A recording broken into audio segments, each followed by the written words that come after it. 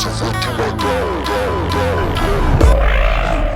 the head of the hair and makeup department, key makeup artist and designer. So we basically do all the makeup, the hair, everything that's needed from that department. Special effects, which there's a lot of on this. There's a lot of action happening here. So that's what we do. My name is Brenda KHAMBULE, and I am the costume stroke wardrobe designer on this. I usually say that wardrobe finishes off. Like, how else do you tell who this person is except for wardrobe and hair, how they look? So instantly, the minute you see them for the first time on that screen, then you must instantly go, oh, that's a villain.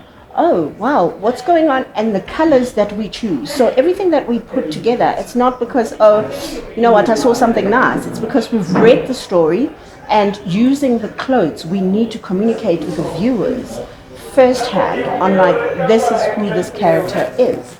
And the minute you see it, the mind is so amazing that it finishes off all the dots. So by the time you start discovering this character, the clothes and the makeup have already started the process for you.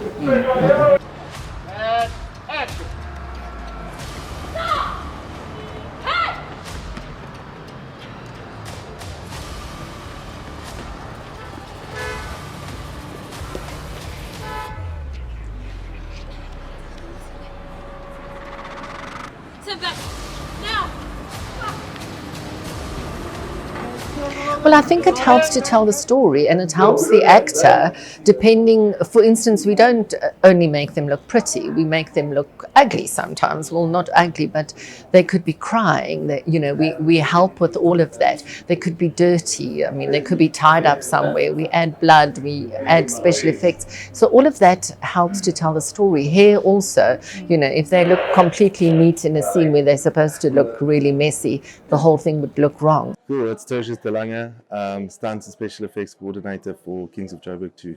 It's basically any sort of risk, you know, action scenes, mainly the action scenes where we need to do driving, fighting, shooting. It's coordinating all of that so that it works for camera.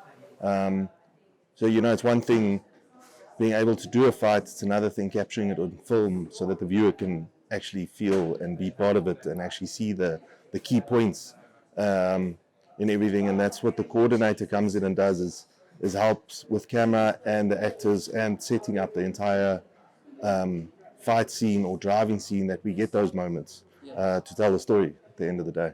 Samad Davis is my name. I'm the executive producer and director of episodes 1 through 4 and episode 8. Kings of Joburg, we're going deeper into all the characters. I think we're answering a lot of questions that were left unanswered in season 1. The production value is going to another level. The performances are going to another level. The stakes, the dilemma are all going to another level.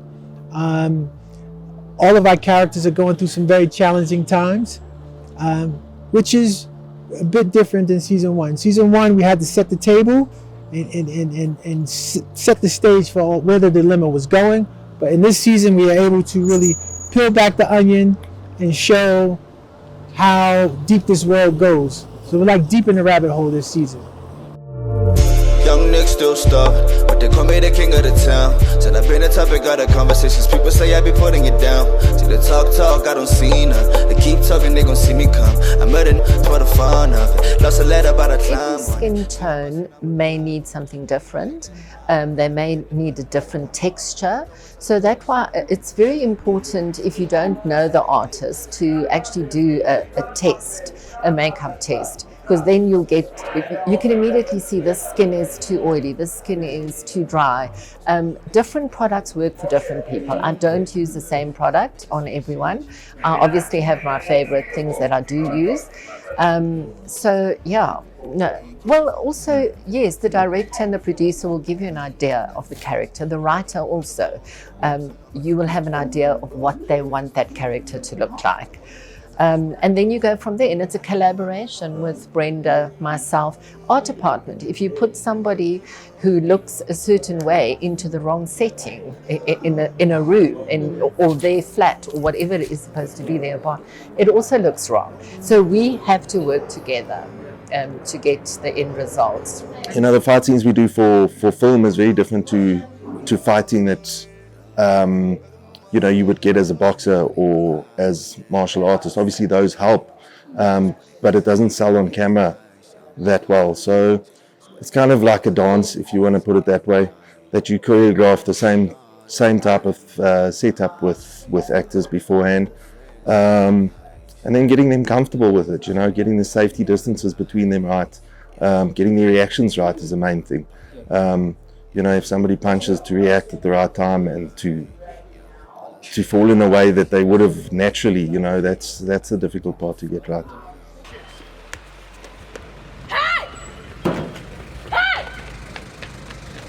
Well, you know, it's just very important. First of all, as a director, you need to know the entire world. You need to know all the nooks and crannies on where characters come from, what they're dealing with now, where they're going. And as an actor, the actors should also know where they are in the story.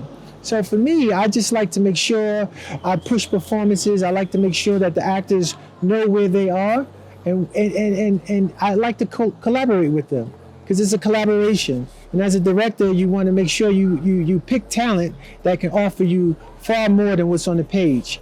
You see? So if I bring them into a scene and I have an idea on how I would like to block a scene, I still allow for input from the actors to give me suggestions as well, to see, they may have an idea. They may say, I feel like doing this, I feel like doing that, and I'll let them know, listen, this is a moment where we can really push or crank up or dial it down, or sometimes it's left in the subtext. You know, the viewer wants to know and see your wheels turning after. It's not just about lines. The easy part is to say the lines, right? But it's not about the lines. It's about what's really going on before and after and during the lines. What is the dilemma? So that's what we're always trying to extract.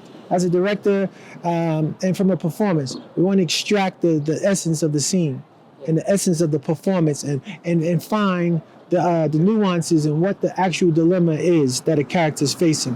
So that's what we like to extract. That's what we push for. Coolest in the city, okay, coolest in the city. You feel the breeze if I'm passing you. The only thing to do is to grab a code if I'm pulling through.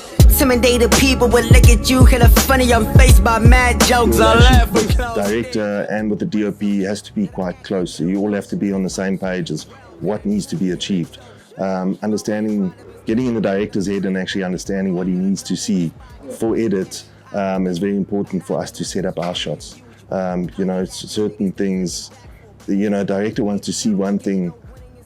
Is it safe? Is it possible? Is another thing. And then you've got to find that balance in between where it will work for him, it will work for camera, and it's safe enough for us to say, yes, let's go for it, you know. So that is very important. The director, you've got to be very close to the director and work with him beforehand to get into his head a little bit. In production as a whole, I think the biggest challenge is time. There's never enough of it, and you can think you are prepared, and then you know you get to a location and your preparation needs to be tweaked. You're always on the edge. You need to always be aware what's happening with all the departments. And like what Jenny said, I mean, I could dress somebody because I'm thinking, oh, they need to look elaborate. And the next thing, this person is in the gutter somewhere, and because of no foresight. So I think it's time and being able to work with different elements of creativity and making a holistic look from that. I mean, you do get challenges, you know, certain people have got their own fears as well. So to overcome actors' fears so that they can do a stunt without having the fear of speed of what we're doing, you know, if they have to jump off something, the heights, to make them comfortable and get them to that point where they can still act and perform and do the stunt at the same time, that's really the challenge, you know. So it's a building block. You've got to start with them at one point and build them into a comfort zone, basically, so that they can do a stunt without it being a fear, with it being a natural thing, that they can still perform and be their character in the story as well. I don't sleep in pre-production because your mind is constantly, there's so much stuff going on because you want to try and get everything done, you know, and you know that you're not going to get everything done. So yeah, I think it's very stressful at times because you've got a whole team we all depend on each other. So if one person doesn't produce, you know, or something goes wrong, it affects so many other people on that day. So everybody is always trying to do the best that they can to keep the thing going. Hey, my name is Altavise Lawrence. I play the role of Gail Basia. You guys are watching SA Film Chronicles podcast. Please, I urge you to watch season 2 of Kings of Joburg only on Netflix.